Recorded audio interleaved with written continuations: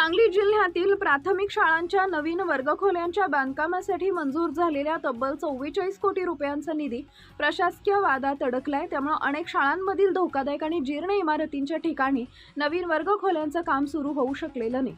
शाळांच्या इमारतीचं बांधकाम शिक्षण विभागानं करायचं की जिल्हा परिषदेच्या बांधकाम विभागानं, यावरून दोन्ही विभागांमध्ये मतभेद निर्माण झाले। या वादाचा फटका मात्र थेट विद्यार्थ्यांना बसतोय। उपलब्ध माहितीनुसार शाळा दुरुस्तीसाठी 18 कोटी रुपये तर नवीन वर्गखोल्यांसाठी 26 कोटी रुपये असा एकूण 44 कोटी रुपयांचा निधी मंजूर असून तो अद्याप खर्च झालेला नाही। जिल्ह्यात अनेक शाळांच्या इमारती जीर्ण अवस्थेत असून काही ठिकाणी पावसामुळे वर्गखोल्यांमध्ये गळतीही होतीये। त्यामुळे विद्यार्थ्यांच्या सुरक्षिततेचा प्रश्न गंभीर बनलाय। दरम्यान शिक्षण विभागाने रिक्त उपअभियंता पदे भरण्याची प्रक्रिया सुरू केल्याचा दावा केलाय। मात्र या वादावर तातडीने तोडगा काढून मंजूर निधीचा वापर करून शाळांच्या इमारतीची कामं सुरू करण्याची मागणी होतीये।